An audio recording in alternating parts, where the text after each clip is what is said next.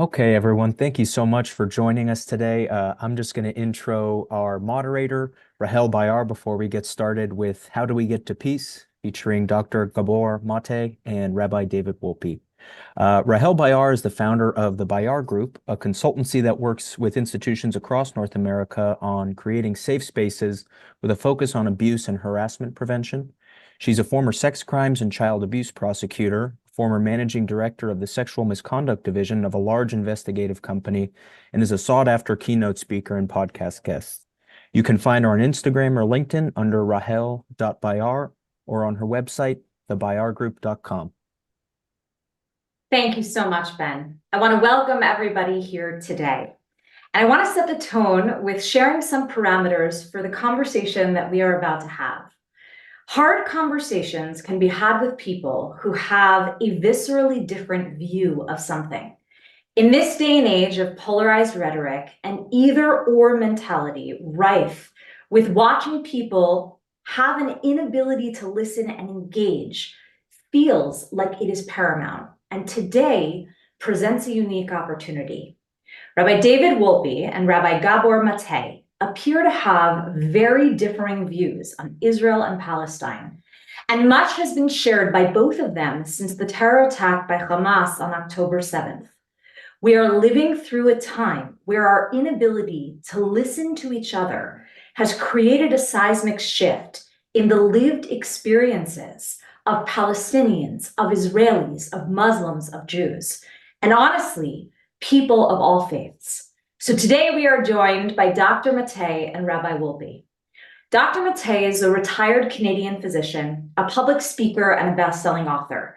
He speaks on addiction and stress and mind-body health, child development, trauma, ADHD, and other topics related to his 5 best-selling books published in nearly 40 languages. Rabbi David Wolpe served as the Max Webb Senior Rabbi at Sinai Temple in Los Angeles for 26 years. In May 2023, he became Rabbi Emeritus there and now teaches at Harvard Divinity School. He recently resigned from Harvard's Anti-Semitism Advisory Group. Rabbi Wolpe is also the Rabbinic Fellow at the ADL, Senior Advisor of the Maimonides Fund, and has authored 8 books. Many of you who are watching today have come here to listen to these 2 people, and hundreds of questions were submitted in preparation for this talk.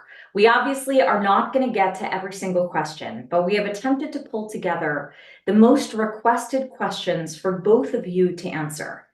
As this is meant to be a civilized discussion, there are a few things to note. It is possible that because I am an individual culling questions from people I do not know, that the question may feel triggering based on the language used. If that happens, please know that I intend no disrespect to either of your lived experiences. Additionally, I will intercede if we need to pause or breathe, although I hope that we will not need that pause. And our plan is that each speaker should have the same amount of time to answer each question. Neither Dr. Maté nor Rabbi Wolpe have seen the questions in advance, and I have no personal connection nor professional connection to either speaker or to our host, Sinai Temple. This conversation is not meant for a gotcha moment. There's no setup to get either of these speakers to say anything specific, not in the questions asked, nor in the perspectives that they will share. I hope that for those of you watching, whether you agree or disagree, no matter how you feel, that we can carve out room to move to a place where hatred towards anyone, Palestinians, Israelis, Jews, Muslims, has no place, and where we can discuss meaningful ways to get to peace. So to start, the most asked question of those submitted: do you believe that Israel has a right to exist? And what does that mean in terms of a future state of Israel and state of Palestine and a possible 2-state solution? I turn to the 2 of you to decide who will answer this first.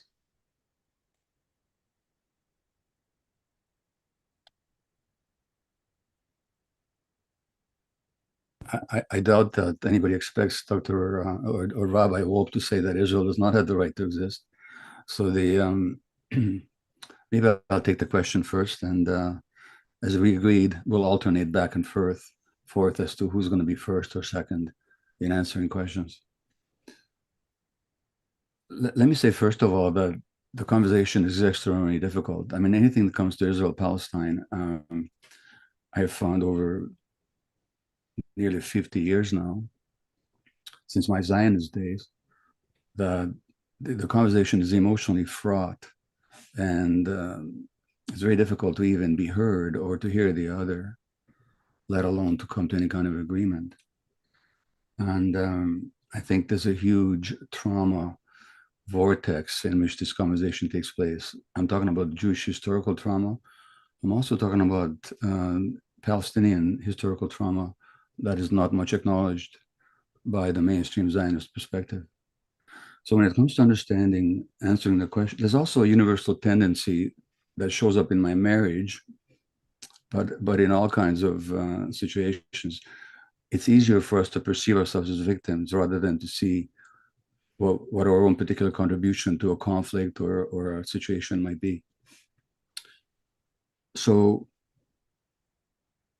and I come from Eastern Europe, where there's so much atrocity historically that has been perpetrated by one people against another, by Hungarians against Slavs, by various Slavs against Muslims, by Muslims against everybody, by everybody against Jews.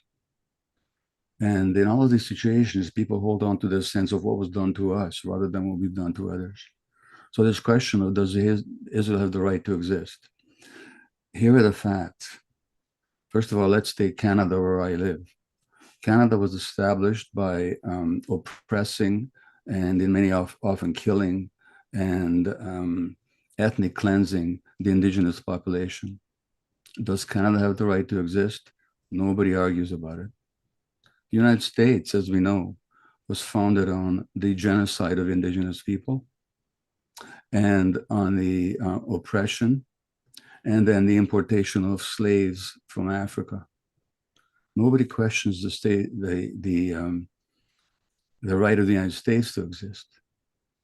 But whenever anybody brings up Israeli history and what was done to the Palestinians, people immediately say, well, don't you agree with the right of Israel to exist? That's not in question. Israel exists. It's a state. It has internationally recognized borders, which Israel doesn't recognize, but the international community does. And it has a recognized government that's recognized by all other governments around the world. So the right of Israel to exist is not in question. How it was founded needs to be understood, just as we need to understand how the United States was founded, or how Canada was founded, or how Australia was founded, without questioning the right of these countries to exist. But in order to move forward to peace, we have to understand the history. So in a nutshell, and I'll stop here, and I'll say more about it later, Israel was founded in the dispossession, ethnic cleansing, and massacres of the local population, which I'm going to do something racist today, which is I'm not going to quote any Palestinian sources. I'm only going to quote Jewish sources and Israeli sources. It's like talking about the history of the Jews in Eastern Europe without quoting any Jewish testimony. But I will not quote Palestinian testimony today.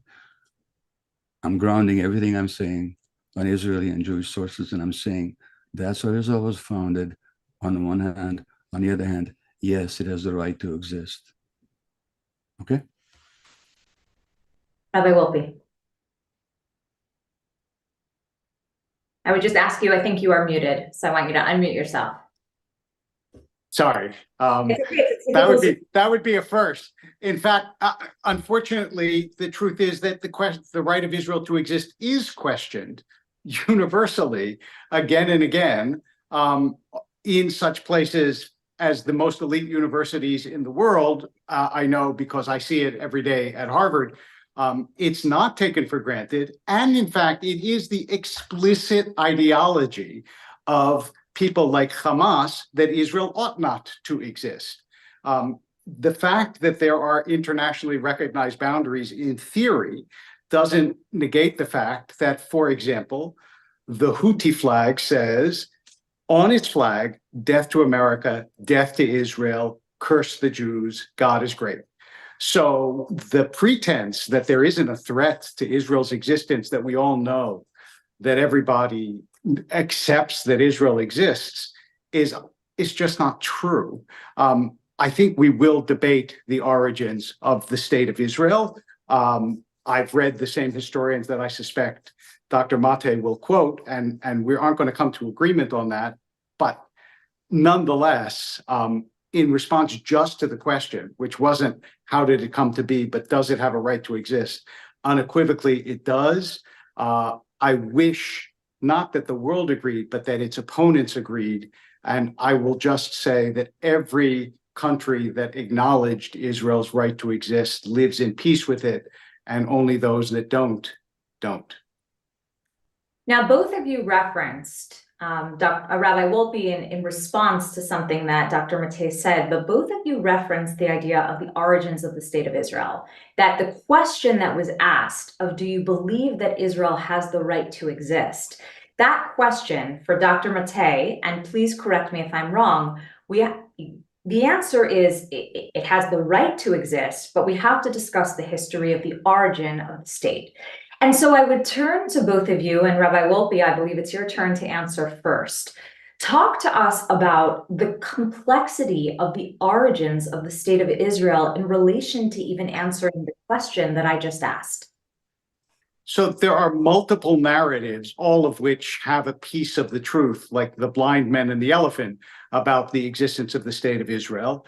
Let me just say a couple of things about the origin of the state. First of all, massacres did occur in the Middle East long before there was a state of Israel. There were massacres of Jews by Arabs, for example, in the 1920s in Hebron and other places. In the 1940s, there were massacres. And what happened when the state was declared after the destruction of a third of the Jews in the world was that immediately a war was launched against the incipient state of Israel, trying to strangle the baby in its crib. In the course of that war, terrible things happened on all sides, including, and I think that it's important to acknowledge, Jews did some awful things at the beginning of the war, and it's been chronicled by Jewish historians. Unfortunately, Arab records are not open, so we can't do an equivalent deep dive into what happened on the other side, but that is certainly true, that Jews did some terrible things in the founding of the state of Israel. I think that it's worth remembering that 25% of the army that fought the state of Israel were what were then called DPs. We now call them refugees, and they're not just refugees. They're people who were liberated from the concentration camp and then stayed in the concentration camp for years. Remember, the war ended in 1945. The state was founded in 1948 because no one in the world would take them. No one. So they fled to Israel as the only refuge in the world. The United States wouldn't take them. Canada wouldn't take them. Latin America wouldn't take them. And they languished behind the same chains that they had been put into by the Nazis. Then they came to this place, to Israel, and a war was fought. And again, you will hear that they did terrible things in the course of the war. Terrible things, absolutely. But they were not alone in doing terrible things, and certainly have not been since, and have had to fight not only in 1948 when the state began, but again in 1956, and again in 1967, and again in 1973, and then through intifadas. There has never been a general acceptance of this state. And even though, at least as far as I know, there has in fact been an acknowledgement of the injury to the Palestinians, as Dr. Maté said, he's going to be quoting Israeli sources. So I don't see how that isn't an acknowledgement. Even though there has been an acknowledgement, what there has not been, unfortunately, is a mutual acceptance that would lead to peace. Dr. Maté. All right, thank you. Every time, I'm sure this is true for my distinguished interlocutor as well, but every time he says a sentence, I have 10 others that I want to jump in and respond with. And that was true for his first response about the right of Israel to exist, and it's true right now as well. I'll try and make it as simple as I can. The dilemma of the Zionist movement, which was a genuine response to Eastern European Jewry's suffering, and to some extent, the historical suffering of the Jewish people, could only be accomplished by one dynamic, which is the displacement of the local population. That this slogan of a land without a people for a people without a land was never true. And I'll quote you a German Zionist in 1925. And by the way, he wasn't the first one to say this. This was said right from the beginning of the Zionist movement. He said, "We may be a people without a home," he wrote, "but alas, there's not a country without a people. Palestine has an existing population of 700,000, the people who have lived there for centuries and rightfully considered a country as their fatherland and homeland." So that was the Zionist dilemma of how do you create a state in a country which is already occupied, not occupied, but inhabited by people who have been there for hundreds of years and maybe even longer. And David Ben-Gurion, who, whatever he was, and he was a great leader. I don't say he was a moral leader, but he was a great leader. He said, "If I were an Arab leader, I would never sign an agreement with Israel. It is normal. We have taken their country. It is true, God promised it to us, but how could that interest them? Our God is not theirs. There's been anti-Semitism, the Nazis, Hitler, and Auschwitz. But was that their fault? They see but one thing. We have come in, and we have stolen their country. Why would they accept that?" Now, what happened is that with British support and under the British imperial umbrella, the Zionists were able to colonize Palestine and create settlements and create a structure, and quite an astonishing achievement, a whole new Hebrew culture and a language, an economy, and even military. The Arabs were opposed to this right from the beginning. In 1920, Dr. Ader, head of the Zionist Commission, said that our aim is to make Palestine, in as short as time possible, to make Palestine as Jewish as America is American and England is English. Now, how exactly were the Palestinians to feel about that? How would we feel in that situation? And then comes the UN resolution when all the countries, as the Rabbi Wolpe has pointed out, who didn't want the Jews and who had actually, in whose territories the Jews had been killed, now decided to solve the Jewish problem by creating a Jewish state in Palestine. And so this UN resolution, voted in by the brutal Stalinist dictatorship in its Eastern European clients, and the American empire and its brutal Latin American dictatorship clients, they all decided, let's create a Jewish state. Let's let the Arabs solve the Jewish problem. And at that time, and the state was so divided that the majority of the land was given to the minority of Jews, most of them were recent immigrants, and the Palestinians were supposed to accept this. Why the heck would they?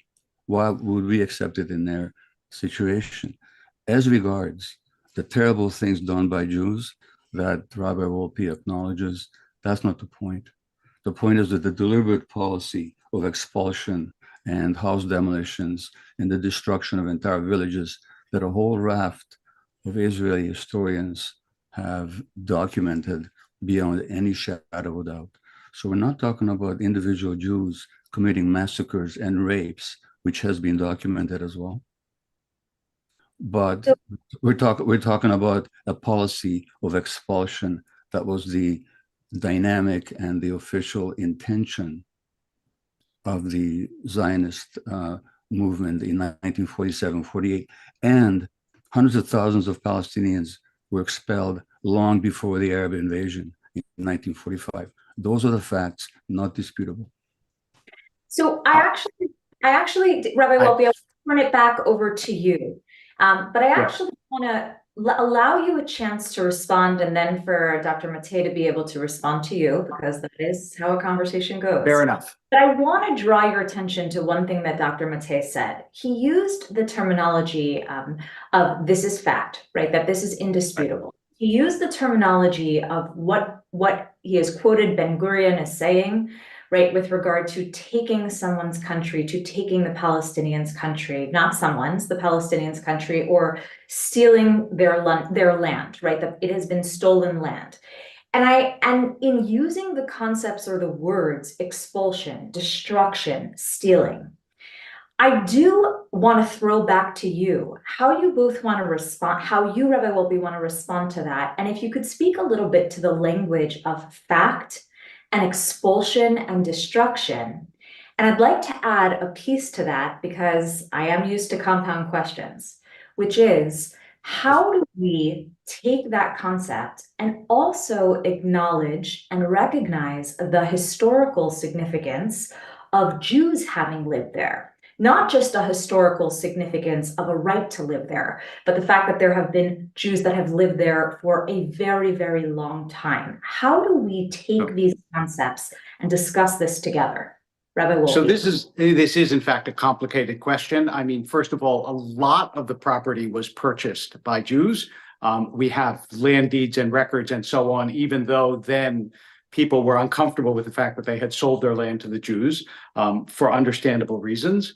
And also when we're talking about expulsion and ethnic cleansing, I would like to remind us all, 750,000 Jews were ethnically cleansed from Arab lands, and they came to Israel. The majority population in Israel is from the Middle East, not from Europe. And that's because a quarter of the Middle East used to be Christian. We forget Christianity is not a European religion. It's a Middle Eastern religion. Why are there no Christians in Syria or Yemen or Iraq or Iran? Just for the same reason that there are no Jews in Syria or Iraq or Yemen. These and the Iranian population is tiny, I know, because most of my congregation in Los Angeles was Iranian, and I heard the stories of what it was like to grow up in Arab and Muslim lands in the Middle East. And so the idea that there is a sort of guiltless population that was descended upon by these Jews is, to quote my distinguished interlocutor, simply not historical. In fact, Jews were fleeing not only from Europe, but also from the Middle East. They had massacres not only in Europe. If you would like me to retail the massacres of Jews in Arab lands and Muslim lands, I will be more than happy to do so, but I think you can look that up on Wikipedia. You don't need me for it. And so it doesn't seem to me so unreasonable that out of 50 Muslim countries and 21 Arab countries, that one Jewish country in a place where Jews had lived since before the creation of Christianity or Islam, way back in before the Common Era, that should be a place that Jews should wish to both inhabit and re-inhabit, and to make it sound like a vicious land grab plotted by the Zionists is, to me, not kosher. Dr. Maté. Sure. Well, where to start? First of all, I live in Vancouver, British Columbia. In the recent 3 or 4 decades, probably at least 5% of the land in Vancouver has been purchased by Asians. They're welcome to it. They have the right to come here and to buy land. That does not give them a right to establish a state here. Furthermore, if Rabbi Wolpe really wishes to check the statistics, you'll find that when you look at how much of the land of Eretz Israel or Palestine was purchased by Jewish colonists or settlers or their benefactors, the Rothschilds and others, it was about 5 or 6%. Period. But even if you purchase land, that does not give you a right to establish a state there. I'm not questioning the right of Israel's state to exist. I already said they existed. I'm just trying to set the record straight. Number one. Number two, let's take a hypothetical, but historically almost possible scenario when Theodor Herzl, who like me was a Hungarian Jew, and his birthplace was just a block away from the synagogue where my uncle was the chief cantor when I was a child. Theodor Herzl dealt with the British, and he also dealt with the Russians. He spoke with all kinds of people in power who could possibly support the establishment of a Jewish state. And the British offered him Uganda for Jewish settlement, which Herzl was willing to accept. And it was his defeat at the 1903 Zionist Congress where the Eastern European Zionists, who had an emotional, spiritual, and historical connection to Palestine, said, no, we're not going to go to Africa. But let's assume that he had accepted it. How would the Ugandans have felt about that? And if Rabbi Wolpe had said to the Ugandans, well, there's all these 21 or 30 different countries in Africa and millions of Africans, why can't you have one Jewish country? It's nonsense. The Palestinians were not Moroccans, they're not Tunisians, they were not Iraqis, they were not Muslims like Iranians. You know, they were Muslims, but they're not Iranians. They didn't want to give up their country. Why would they want to? Who would expect them to? As to the expulsion of Jews from the Arab lands, that's true. It happened for two reasons. Number one, the Zionists did everything they could to exacerbate and to provoke those expulsions, number one.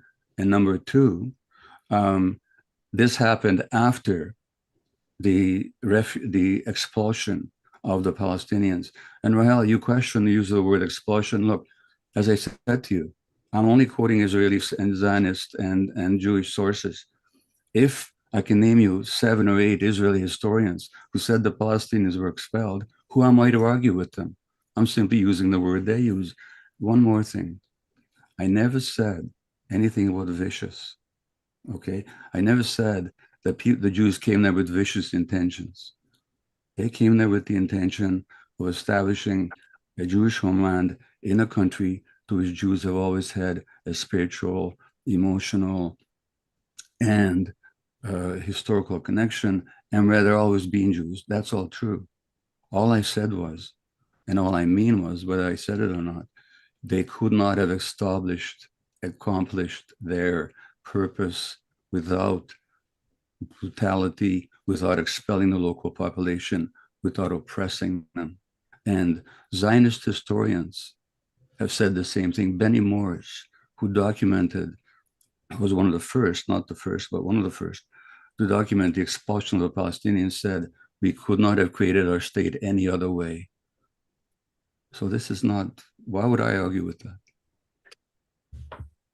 I do want to just, I think it's important just to make the distinction that Uganda was actually an existing country with an existing government. The last time there was a state in Palestine, the country called Palestine, which comes from the Romans, was actually when Israel was a state and destroyed in 70 and then 135. After that, it was a succession of empires. The Ottomans, the British, the Romans, but there was never a separate country. The only separate country before Israel was Israel. Rabbi Wolpe, can I ask you a question? Sure. Okay. I'm not going to argue with you about history, states or not states. There's a lot of states in the world that never existed even 60 years ago or 80 years ago.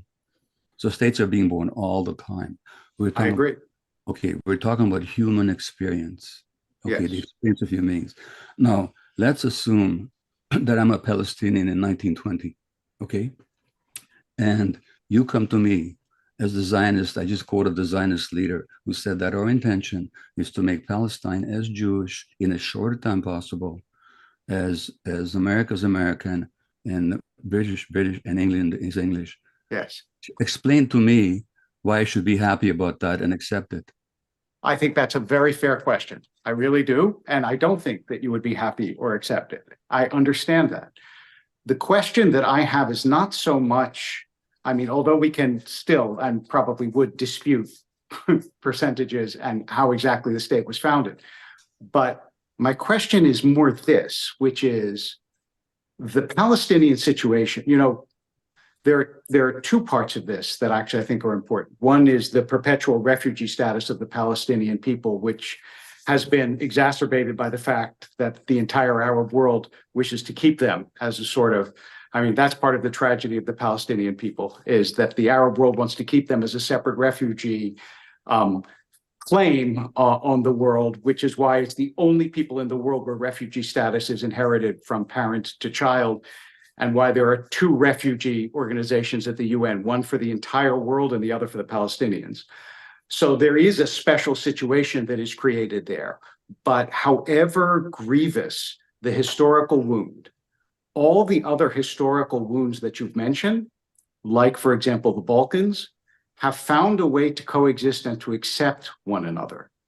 The only historical wound where there is no acceptance, however grievous the original wound may be, is the acceptance of Israel. Israel has made multiple peace offers. Every single one has been rejected. We're fighting Hamas, and I know that that was the catalyst for this conversation. Hamas explicitly says that it wishes to destroy the state of Israel. So at a certain point, you have to ask yourself, apart from the origin, what is the end? Like, what is the place that we're going to if you're still in a place where you are surrounded by nations that will never heal? I'd like I'm to sorry. add a piece Yeah. to that question, to actually ask both of you to think about this and respond to this. But Dr. Maté, my assumption is that you are going to respond to the question that Rabbi Wolpe just shared. The question that came in from many, many people, and this was the third most asked question, was whether you believe, the two of you, not to one of you, that Hamas's goals are genocidal in nature. And if so, are they doing tremendous damage in acting and remaining as the representatives of the Palestinian people in Gaza? And so as you answer that question, if we could also add that addition, and then Rabbi Wolpe, if you could speak to that as well. Right. Which was, would you like us to speak first? Dr. Maté. Okay. Well, first of all, this idea of the Arabs not accepting Israel and rejecting it and wanting to maintain the Palestinians as refugees, just not the way it is. I'm going to quote you Nahum Goldman. Nahum Goldman was the president, he was a leading Zionist. He was the founder of the World Jewish Congress, and for 27 years, the president of the World Zionist Organization.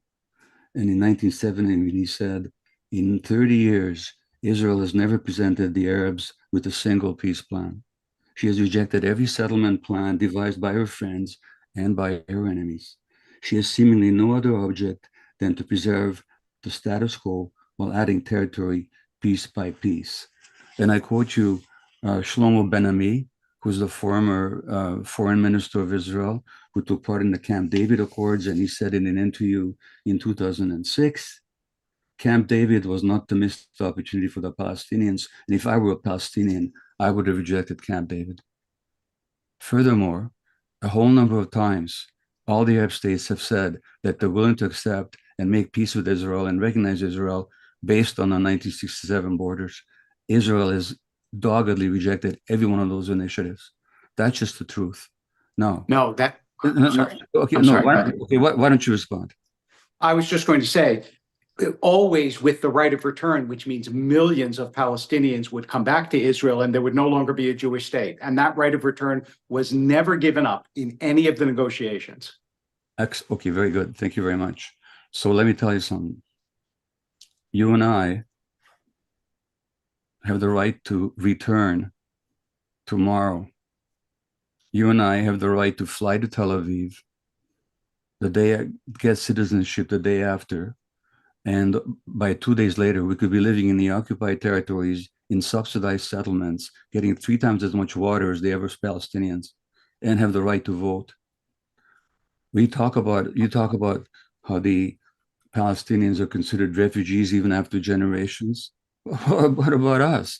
We still talk about ourselves, at least the Zionists talk about us, as being exiles. This is after 2,000 years. So, I mean, I'm going to ask you. So It's going to, no, that's the first one. The second point is, that Palestinian right of return was a negotiation point. I'm not going to go into the details of it, but it's been really clear that if we're willing to talk about it, it would not be a question of millions of Palestinians returning. But all I'm saying is, for the sake of fairness, how come I have the right to return and my friend, Palestinian friend, Hannah, living in Vancouver, can't even visit? What's the justice in that? The point of the right of return was not to allow one person to visit another, it was to allow, in the state of Israel, Jews to return from exile for the simple reason that, as you've heard, no other country in the world was going to take them. That was the justification of the right of return. The right of return for the Palestinians, as you well know, and has been said explicitly by any number of Palestinian leaders, is you no longer have a Jewish state if you have 1 billion Muslims in the world and you have 15 million Jews. And if tomorrow you decide that, in fact, anybody who wants to can return to the state of Israel, how long do you think the state of Israel, A, will be Jewish, and B, by the way, will survive? Because the only way that the Jewish state has survived is by having a military superiority. All right. I'm not sure what hundreds of millions of Muslims in Indonesia have to do with Israel.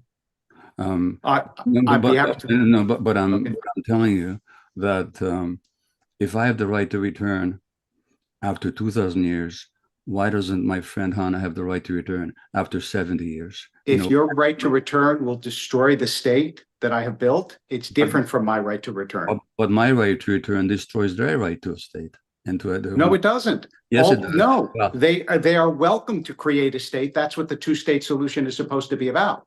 Very good, then. Let's go. But by the way, I just want to say, I have no right to return to Gaza. I mean, Gaza has been Judenrein. It's been without Jews. The West Bank has been without Jews. All these Arab nations have been without Jews.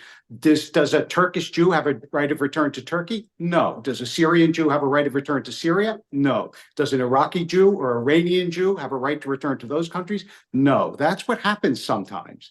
What happens is not everyone gets to always go back to places from which they have left or been expelled or had to leave. That's the reality. But if you have a state, and the Palestinians could have had a state numerous times, then they would have a right to return to that state. That's the idea. All right. Well, this is what we're going to get into, and I don't want to get into. Okay. Well, if you want to exit this. No. Okay. Your response is welcome. I'm just saying, I don't want to go back to countering everything you just said. I stated my position.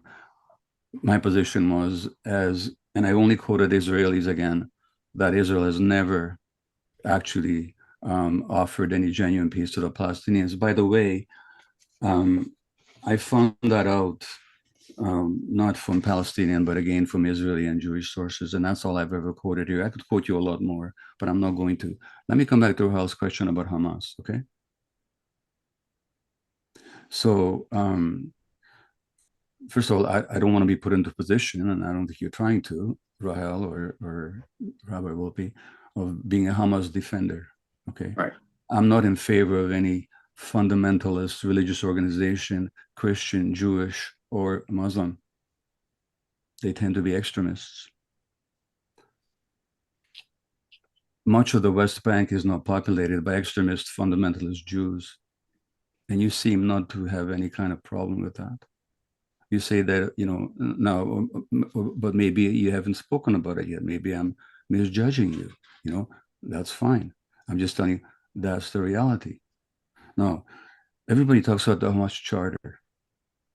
The Hamas Charter explicitly rejects the right of Israel to exist as a state. It does not reject the right of Jews to live in Palestine. I've looked at it. You can look at it. Now, if you look at the Likud Charter, would you? It also excludes the right of the Palestinians to a kind of a state, the Likud platform of 1977. And if you look at any of the Zionist leaders and their comments and their intentions, they never intended for the Palestinians to have any kind of an existence inside Israel or as an entity. So why are we talking about the Hamas Charter? Why are we talking about the Likud Charter?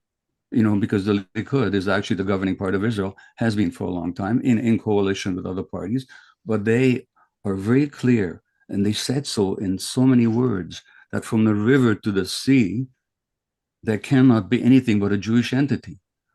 That's what they say. What's the difference? So I'm saying you got two charters, the Hamas charter, which says that there's no right for the Zionist state to exist, and then there is the Likud charter that says there's no right for the Palestinians to exist, the Palestinian state to exist. You're furrowing your brows like you don't believe me? Yes, because it was a Likud prime minister who made the deal with Egypt, a Likud prime minister who was at Camp David. I mean, Olmert in 2008 offered 97% of the West Bank and Gaza and a capital of East Jerusalem. How can you say that Israel hasn't made offers? I don't understand. However, I will also say, yes, I object to the religious extremists who think that all of the land belongs to them because God said so. I think that it is crucial for people of goodwill, and I wish there were more of them, to create two states. I just, unfortunately, don't see that same will on the Palestinian side in the numbers that would make it possible when the head of the PA says, that the Holocaust never happened, and the head of Hamas and denies the temple and the connection of Jews to the land, it becomes very difficult to believe in the goodwill of the people that he rules. Okay, again, I'm not here as a Hamas spokesman, but the Hamas charter actually talks about how terrible what happened to the Jews in Eastern Europe was. Okay, Yes, it does. It does. It does. And it also no, says no, please. Okay. All I'm saying is that when you say it's a Likud prime minister made a deal with Egypt, of course it did, because Egypt agreed to step out of the pro-Palestinian alliance, and the giving up to Sinai by Israel, to which Israel never had a right in the first place, was the by which Egypt was bought off to permit the continued settlement and dispossession that's going on daily in the West Bank. By the way, as both you and I know, Menachem Begin was a terrorist, and Yitzhak Shamir was a terrorist by any definition of the word. They committed terrible war crimes. They became prime ministers of the Jewish state. So who are we to cast stones at the other side? Let's just, all I'm asking in this conversation is that whatever standard we apply to one side, we also apply to the other side. That's all I'm asking for. I ask for the same. So then Rahel, back to you. Back to me. And if you are both asking for the same, and there is conversation both about charters and the idea of what Hamas's charter says, I want to actually bring it back to the question at hand. We received a lot of questions about what Hamas perpetrated on October 7th. We received a tremendous amount of questions that actually had to do with the gender-based violence on October 7th. Before we get to the gender-based violence, something that Dr. Maté, I think that you had actually referenced with regard to years earlier with gender-based violence coming the other way. I want to really be able to narrow down the question that I asked. Whether you agree with the charter of Hamas or not, is Hamas, the way that they acted on October 7th, the gender-based violence, the violence in general, the concept of a terrorist attack to begin with, the taking of hostages that are still being held to this day, do you believe that Hamas's goals and what they did are doing damage to the Palestinian people? Is Hamas really the true representative of the Palestinian people? And how do we navigate that? And I'd like you to speak to that specifically. And I don't remember whose turn it is. So I'm happy to go to Rabbi Wolpe. If you want to start, or Dr. Maté? No, it's Dr. Wolpe's turn, actually. Oh, sorry, Rabbi Wolpe. Okay, that's all right.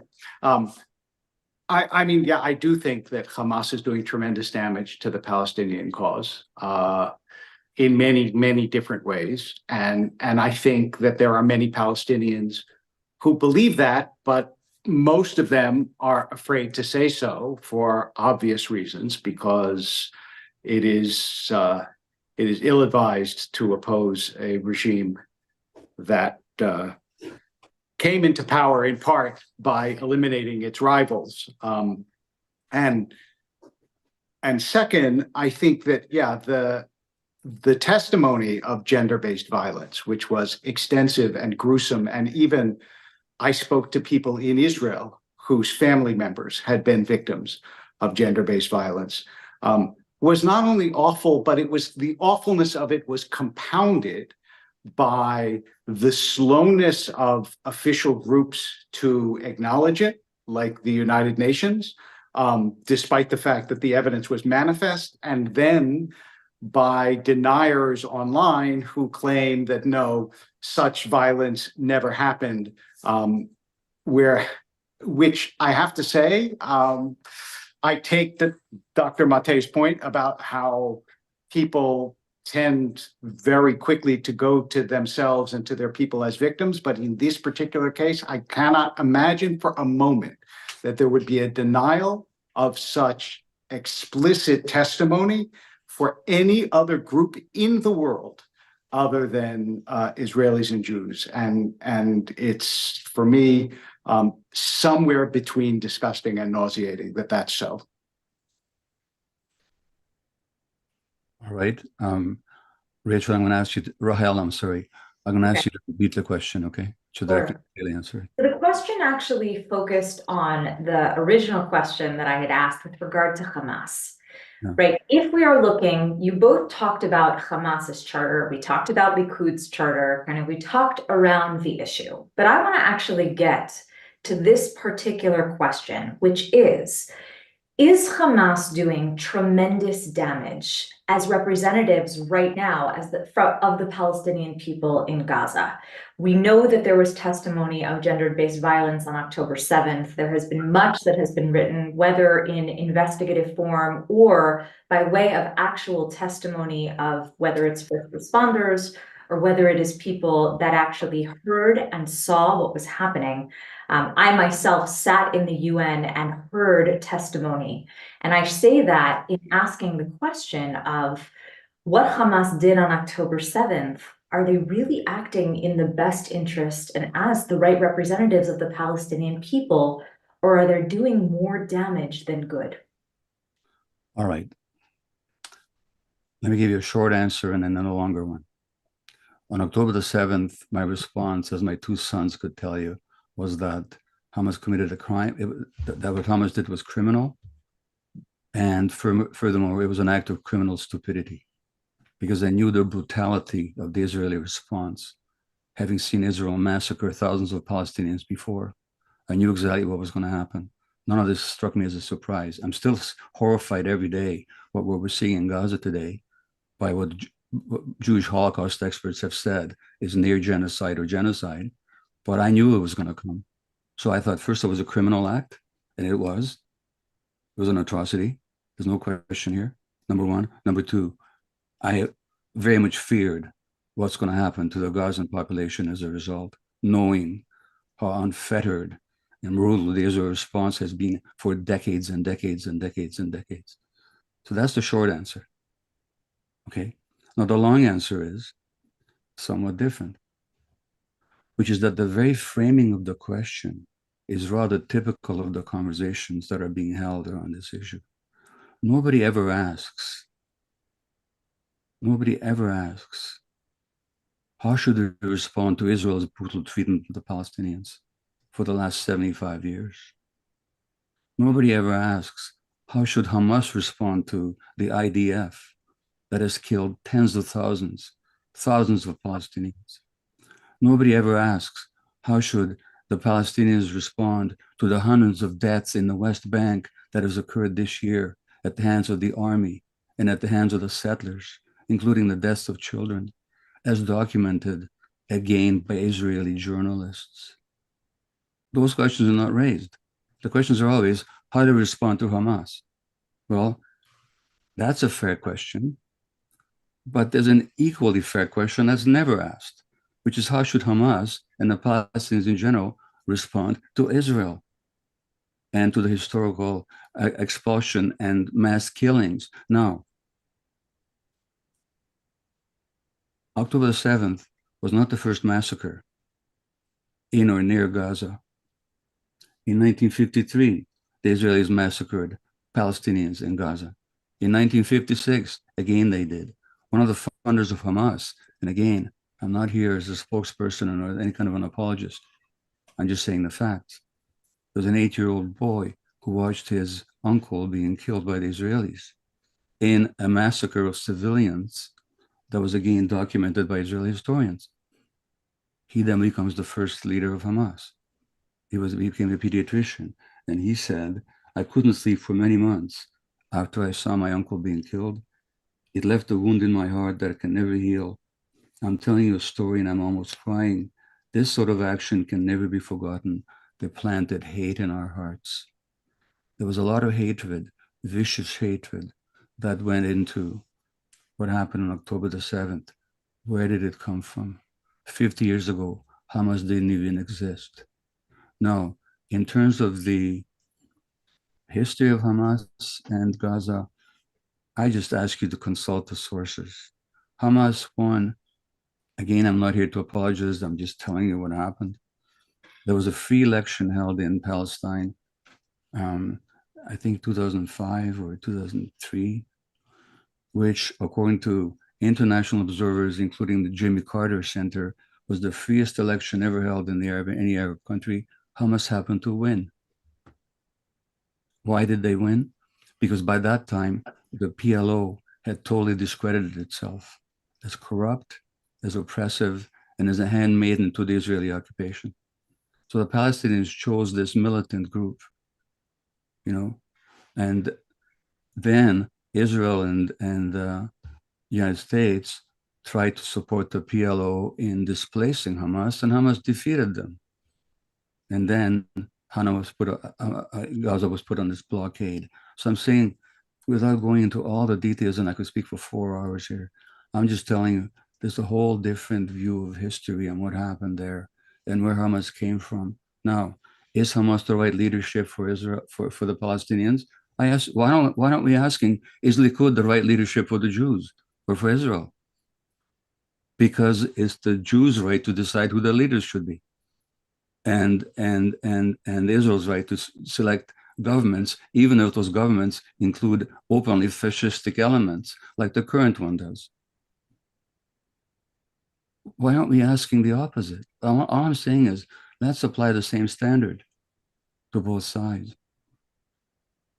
Rabbi Wolpe, what is your response to that?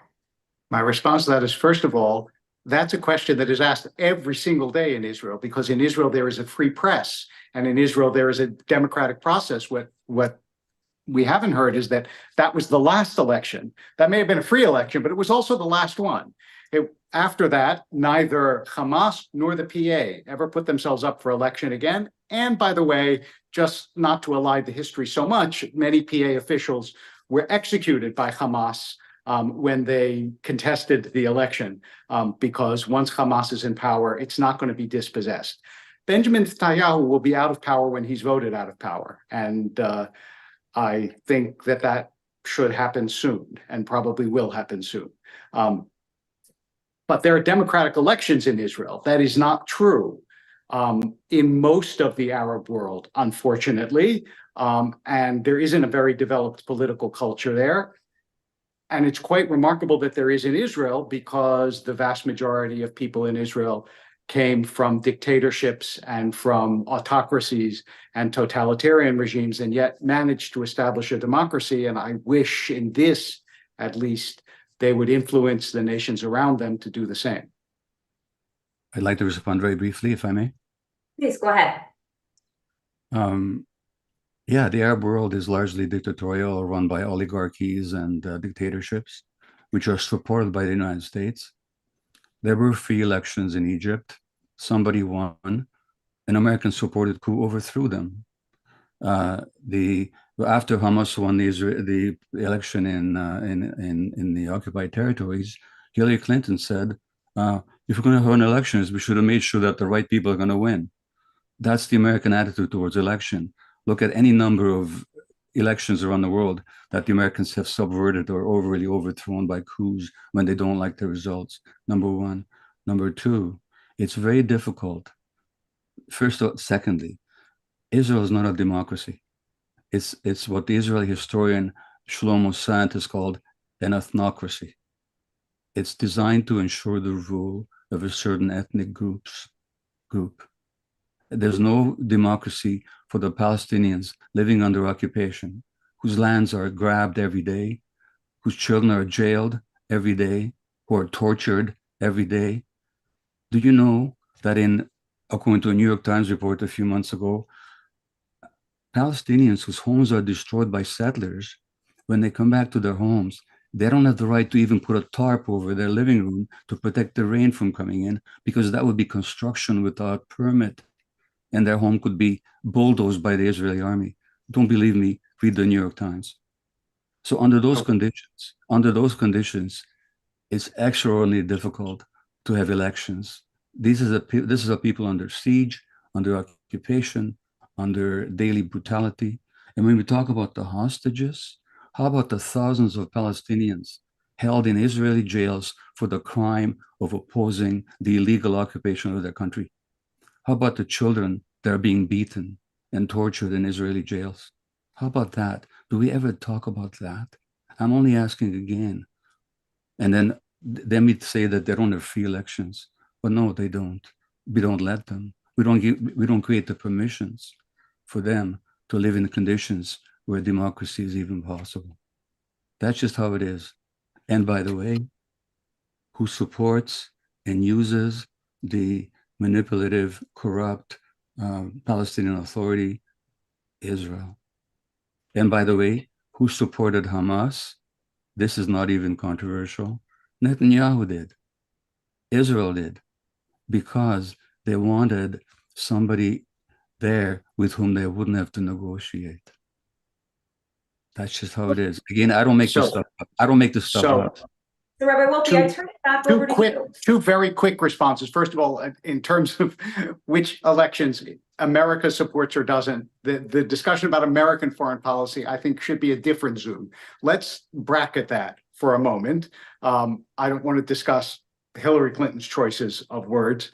But on the second point, actually, it's an ethnocracy because there's a mixed population. You know, there are over 1 million Arabs who live in Israel and choose to live in Israel and serve, some in the army, on the Supreme Court, in the Knesset, in other countries around there, including, I mean, in the West Bank and Gaza, but that goes without saying, in other countries around there.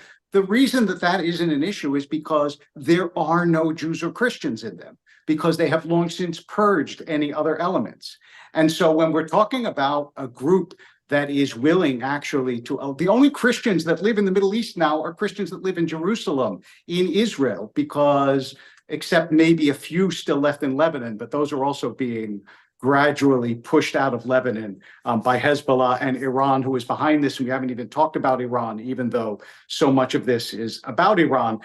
But I just want to say also, I was in Israel in 2002, after the second Intifada, after there were 150 suicide bombings on buses, in cafes, aimed always at civilians, always, not at soldiers, at people. I went into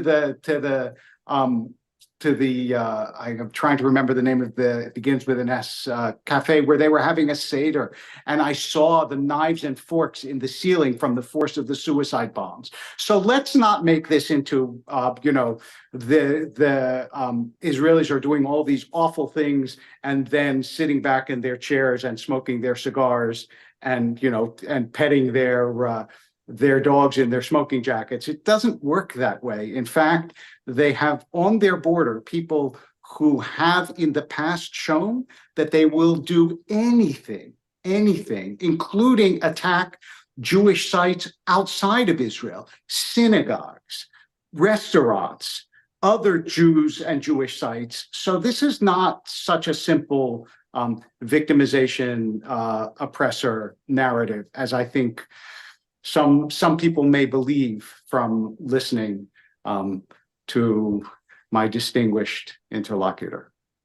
I want All to right. pause for a second I because want- I want to pause for 1 second. I want to Yeah. just take a moment for the two of you, and I want to take a moment for everybody that's here.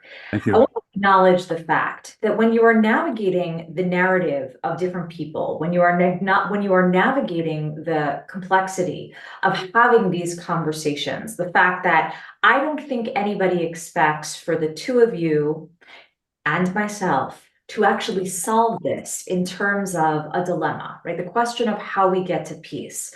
But I also think that we have to navigate through the messy and the nitty-gritty and all of the different aspects of the different lived experiences and narratives. It's interesting to me that when I asked the question that I asked, it felt as though, and Dr. Maté, I want to give you a chance to really be able to respond to Rabbi Wolpe, but also to respond to what I'm about to ask. It felt like a deflection a bit. And I want to talk about the difference between deflecting an answer and recognizing that there are different lived experiences. You mentioned the concept, or you mentioned, the hostages, and I don't want to put words in your mouth, so I'm going to make it clear that I am not quoting you in anything that you said. But you talked about the hostages, and then you also talked about, without kind of navigating the hostage situation, also talked about all of the brutality and all of the things that have happened and all of the historical things that have happened that are significant, that are real, that are lived experiences. But I also think that a lot of the people that submitted questions here were asking the two of you to avoid deflecting any of our answers and to really be able to delve into some of the issues that have caused tremendous hatred and tremendous anger amongst people in Israel, Palestine, but also people that exist in North America and Canada and the United States. The concept of the fact that there are still hostages being held by Hamas, whether Hamas was, it is the true leader of the people in Gaza, whether they are not, what that lived experience is, why Hamas has come to power. There are currently hostages that are still being held. Instead of deflecting this, let's actually delve into this. Why is it that there is so much hatred or an inability to understand the significance of civilian hostages having been taken from their homes and being held right now by Hamas? I mean, we have literally seen, and I know I have seen, people tearing down hostage posters, claiming that there are no hostages, deflecting the answer or the conversation about hostages into saying, well, other people are being held too. Could we come to a real answer on this particular issue and say, any civilian death that is happening is horrific, and the hostages must be returned? And why is it an either or? Can't we acknowledge the horrific civilian deaths in Gaza and not use that as a deflection as to why we don't acknowledge the horrific situation with hostages that are innocent civilians also being held? Do you want me to answer? I would like you to answer. Thank you. Okay. So first of all, thanks for the question. Secondly, when we were setting up this this conversation, I asked you whether you have strong views on the subject yourself, and whether that would influence how you monitor and moderate this conversation. And you said very clearly that as best you can understand my point of view, you disagree with a lot of it, but that you would do your best to be an impartial moderator, okay? Which for the most part you have been, and I appreciate it. But on this question, you've become an advocate for a certain point. No, I'm sorry, let me just finish. No, go ahead. Go ahead. Absolutely. Okay, on this question, you've become an advocate, both in your tone and in your content. Now, let me answer you, if I may. Sure. You could have framed the question totally differently. You could have framed the question, what are we going to do about the thousands of Palestinians being held and tortured in Israeli jails? You could have framed it that way, because that's not disputable. Israeli newspapers, Haaretz reports on the abuse of Palestinian prisoners. And B'Tselem, the Israeli civil rights organization, has documented it.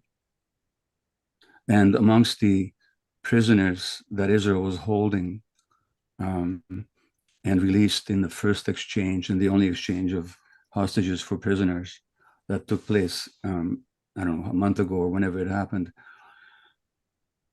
the vast majority was 17 or under. Children are being held in Israeli jails.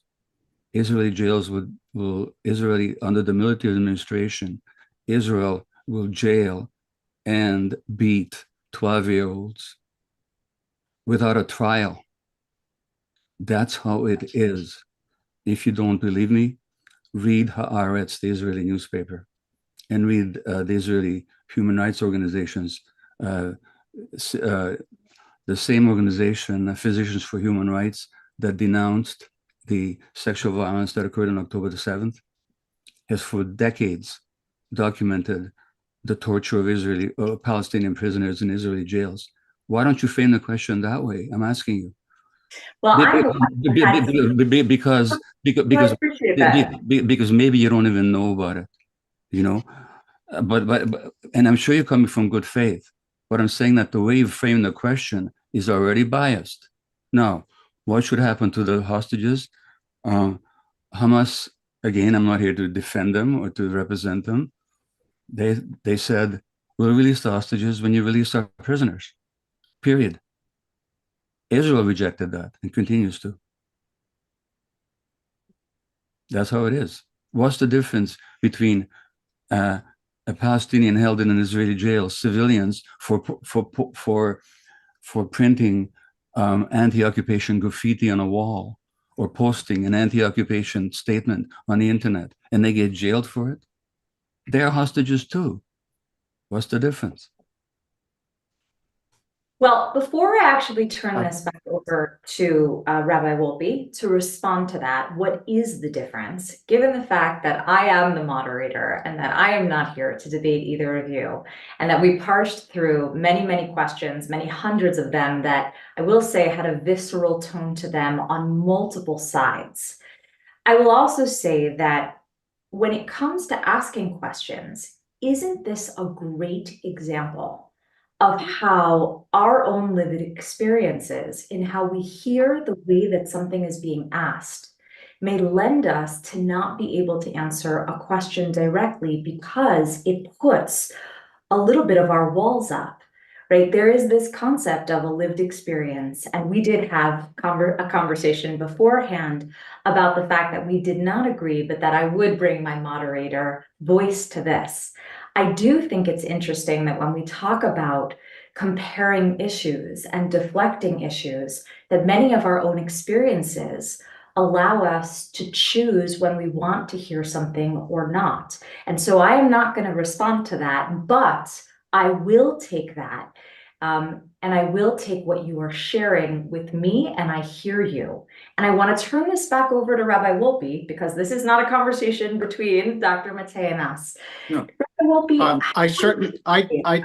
I take what Dr. Maté says seriously, and I also am, in one sense, both flattered and pleased that obviously the reason he knows about this is because Israel has a free press, because it has human rights organizations, because Israel reports on its own abuses, and when Israel gets things wrong or does things wrong, you find out about it from Israel. I wish that were true in the countries surrounding Israel and the people surrounding Israel. Unfortunately, it is not. And in terms of prisoner exchanges, the one prisoner exchange previous to this one that we had, where thousands of people were released for one Israeli soldier, Gilad Shalit, didn't include 12-year-old boys, but among others, Sinwar, who was cured in an Israeli hospital where they treated him for his brain tumor, despite the fact that he was a terrorist leader. restored him to health, returned him in a prisoner exchange to Gaza, and Sinwar is the one who led the attack and planned the attack that massacred the greatest number of Jews killed since the Holocaust in a single day. So I don't think this is a case of innocent Palestinians being returned for Israelis who are occupiers. I think that by and large, the people in Israeli prisons are there because they should be in prison. Not all, to be sure, but those that aren't, we know about because Israel is an open and free society. And being in an open and free society has its advantages and its pains. I need to respond to that. Please. How do you know that they deserve to be there? Do you know what the military trials are like? The accused don't even have the right to hear the evidence against them. How do you know? Military trials. I'm sorry. Go ahead. Go ahead. And the occupied territories under military occupation and military law, Palestinians don't have the right to have a fair trial in Israeli jails. Palestinians don't. Not West Bank Palestinians. Israeli Palestinians do. The ones who live inside the 67 borders. That's the first point. The second point is Israel doesn't have the right to arrest a single Palestinian. An occupying power under international law has no right to arrest people that oppose the occupation. They don't. The Palestinians have every right to write anti-occupation graffiti, to chant as anti-Israel slogans, to even to resist by force, you know. And so most of the people in the Israeli jails have nothing to do with terrorism outside their own territory. They're just simply fighting for their what remains, and every day less remains of their homeland. Now, I'll tell you something. Mark Edelman is one of my heroes. You might know the name. Mark Edelman was the second in command of the Warsaw Ghetto Uprising. And he was a lifelong defender of Palestinian rights. He survived. He was a war hero. He became a cardiologist. He severely criticized the Palestinians for their anti-civilian terrorism. But he supported their right to resist, including to resist with arms against what he considered to be occupation, brutality, and ethnic cleansing. So you don't have to be a supporter of anti-civilian terrorism on either side, but it's happened on both sides, at least in equal measure. And I would say more on one side than the other. And that's got nothing to do with why most Palestinians in the West Bank are in jail. Let's not conflate the issues. So what I'm saying, is, it's a very fair question that if you're going to talk about Hamas, from my point of view, had no right to seize Israeli civilians, no right whatsoever. Nobody has any right to seize civilians. Okay, Hamas had every right to seize the Israeli soldiers. You know, this is a war that Israel is waging against the Palestinians, has for 75 years.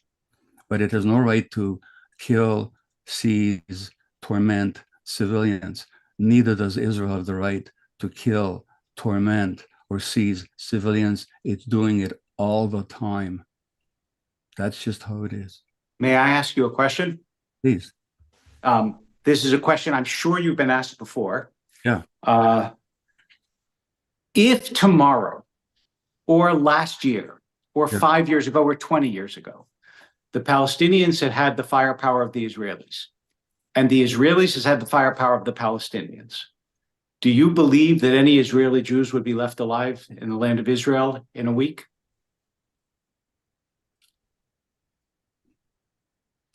That's one of those traps I'm not going to walk into, because we're not talking about anything real. What we're actually talking about is one of the world's most powerful militaries with nuclear weapons, supported by the world's foremost military power, armed to the teeth with tanks, drones, airplanes, bombs, smart bombs, dumb bombs.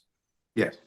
And under that disparity, helicopters, and this state has been killing Palestinians for decades. Now disparity.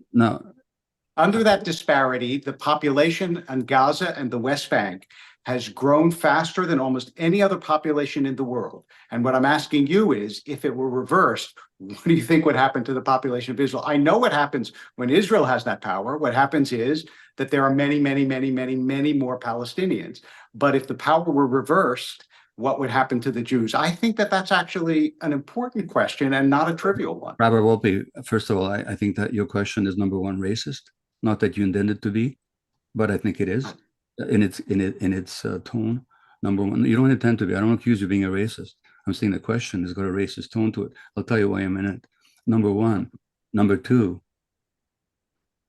whatever the Palestinians think of Jews or Israelis is very much conditioned what by Jews and Israelis have done to them and continues to do to them. You have not addressed anything I've said about the occupation, or very little, and what happens there. Now, why do I think your question is racist? Because you're assuming that the Palestinians are vicious anti-Semites or murderous and genocidal ones. And that's, I want to pause because nobody actually said that. And I want to... No. Rahel, please. Nobody said that. I know. That's why I said it wasn't overtly racist. I said it was racist in tone, because it assumes a certain attitude and a certain point of view on the part of Palestinians. What the question really is, how would the Palestinians respond if Israel actually offered them freedom, genuine peace, end of the occupation, end of the brutality, end of the house demolitions? How would the Palestinians respond then? And we know historically there's been lots of efforts to create a state for both peoples, free of each other's occupation. Israel has never accepted that. So you know what? I don't know how the Palestinians respond. But ultimately, if they had all the weapons and we didn't, I don't know what would happen. But I can tell you what's happening now. And what's happening now is an ongoing occupation, house demolitions. I don't have to go to the litany again. Anybody can check this if they just look at the literature, including Israeli sources. Anybody can check what's going on. So what we know what's happening. And I just want to say that I suspect I do know what would happen, which is why I think you haven't answered the question directly. And the reason I think so is not because I think Palestinians are by nature more vicious than any other human being on earth, but because I have heard the statements over and over and over and over again from Palestinians who have expressed precisely the desire that, remember, from the river to the sea. And from the river to the sea in the original Arabic is from the river to the sea, Palestine will be Islamic, not free. That's the English translation, but that's not what it says. And so I assume that that's exactly what the agenda that they would try to prosecute, were they able to do so. And I must say that that scares me. Fair enough. Palestine, let me just pause here for a moment because I'm finding myself emotionally getting a bit overwrought here. Okay. So I just want to ground myself for a moment. Okay. Pause. Sorry? I said, let's pause. Let's just pause for a moment. Okay. Let's pause. Sure. Now, while you're pausing, I will just say I acknowledge this is hard. This is very hard. And I don't want to pretend for a moment that the emotion is all on one side. It is a very emotional thing to discuss. And there are lives on the line and people suffering and all of that. And I think if we don't acknowledge that, we're not being real. Well, I appreciate that. I really do. Thank you. Now,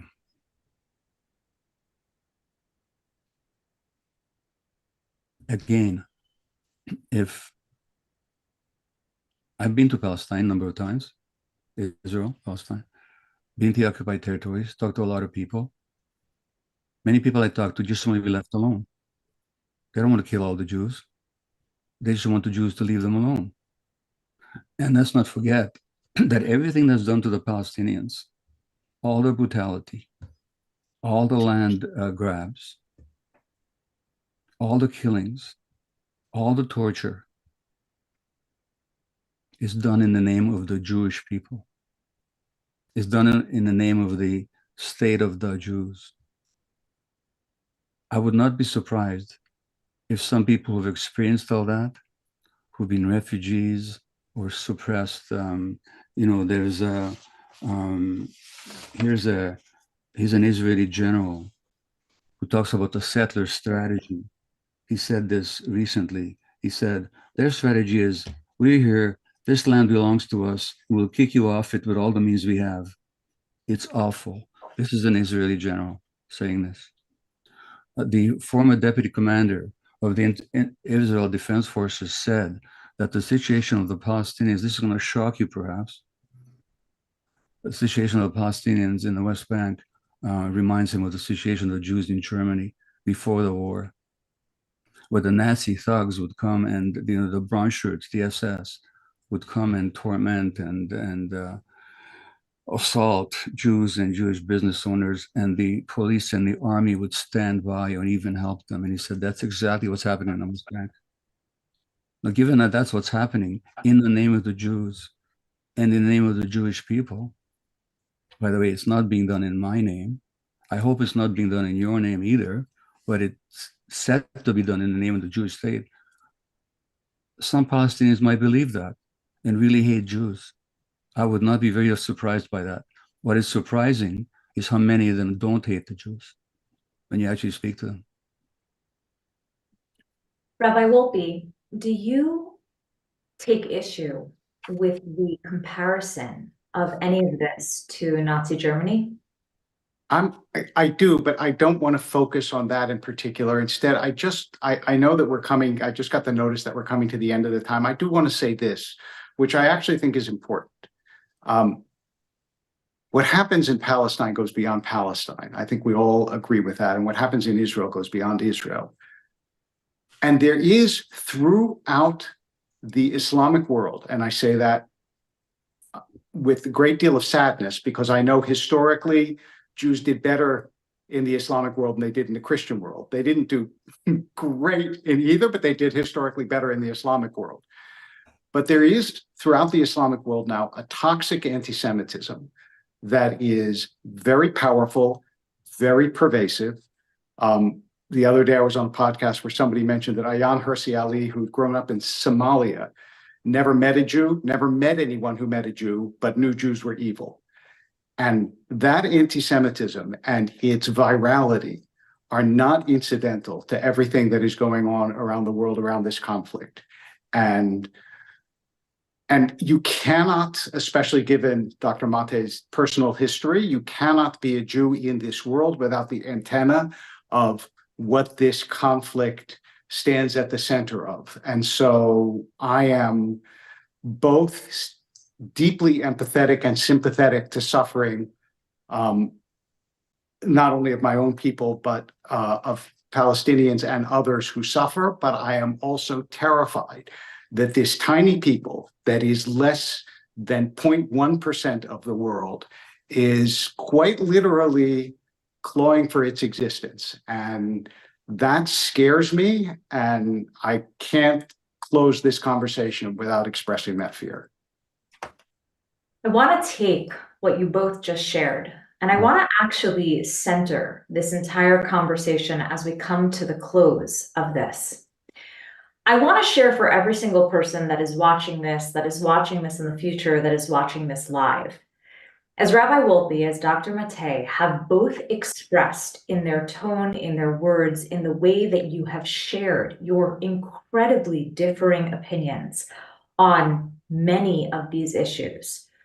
The idea of having a Zoom session of how we get to peace, the idea of even engaging in that conversation, a question that we didn't even have an opportunity to really ask, means that there is a requirement to deal through all of the messiness, to really be able to understand not only the differing views, but how heated and how personal everything feels. And so as we come to a close, I'm going to ask both of you if there is one thing that you would want everybody listening to hear from your perspective. And Dr. Maté, I turn to you.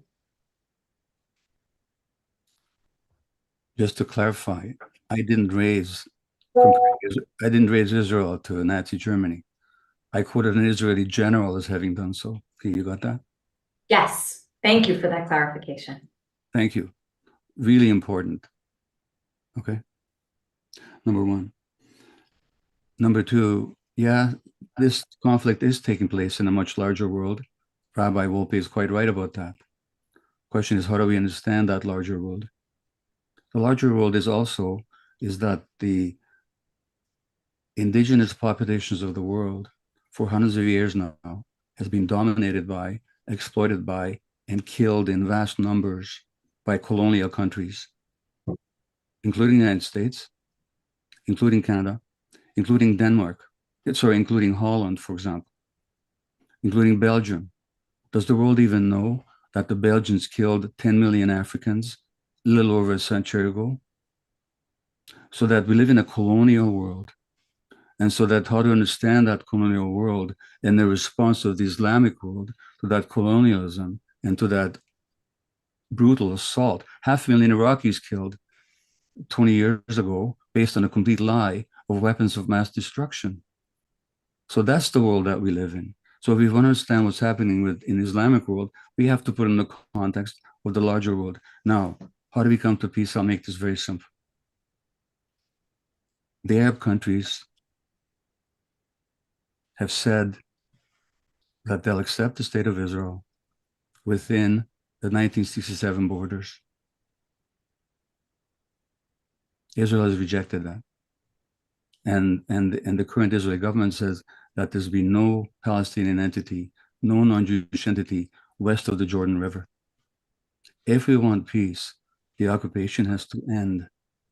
There has to be a reasonable resolution to the refugee problem, which will not include 6 million Palestinians returning to Israel. But the principle has to be recognized that they have the right to discuss it, just as we have the right to go back to Israel, go back. So in other words, the historical fact of the Arab expulsion in 1947-48 and the 200,000 that were expelled in 1967 and the ethnic cleansing, all this has to end. It has to be acknowledged. It has to end. The right of all these nations to exist in peace has to be acknowledged by all sides. I've quoted Israelis as telling you that the Arabs have offered that and the Israelis have not accepted it because their intention has always been expansion and settlement. And that's even in the Likud constitution, that settlement is our right and our duty. And as long as that's the case, there'll be no peace.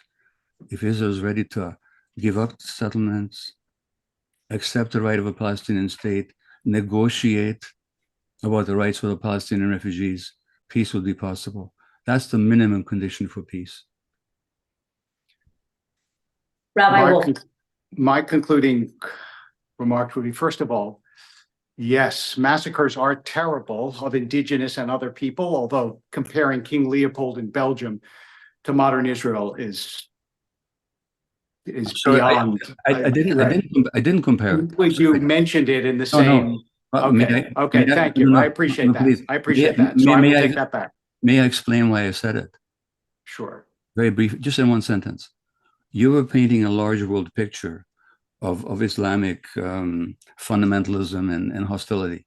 I was saying that happened in the context of hundreds of years of colonial history. That's what I said. I made no comparison between Belgium and Israel. Okay. Thank you. Okay. I appreciate that clarification. Absolutely.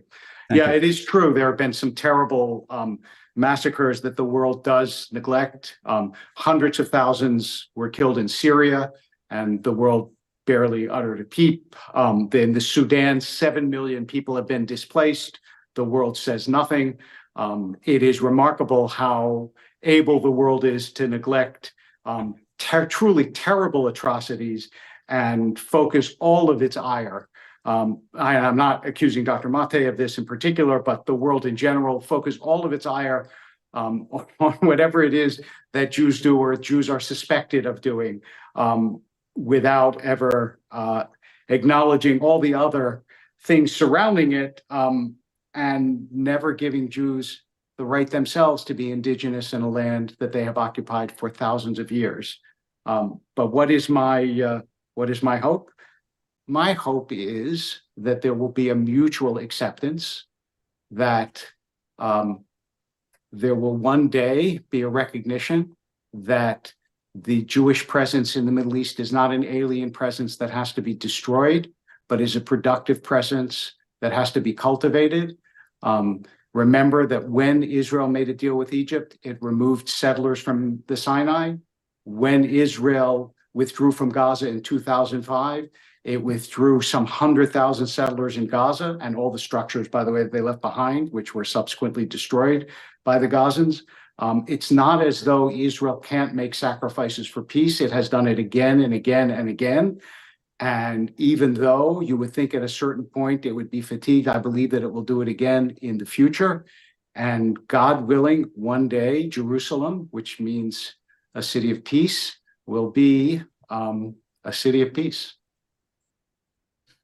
Though nobody asked, I would say that it is my hope that we will continue to have these conversations, that people who have differing ideologies, differing ideas of what things mean, different lived experiences will take the opportunity to sit down, to have hard conversations, to really think about what it means to have peace, to pray that people stop dying, that people stop being killed, that hostages are returned, that people can go back to their families, and to really be able to understand that when we talk about the idea of coming to peace and getting to peace, it is not easy, but we have to believe that it is possible. I want to thank the two of you so much. I want to thank Sinai Temple so much. I want to thank all of you who have viewed this and watched this. And I hope that we see peace very soon. Thank you.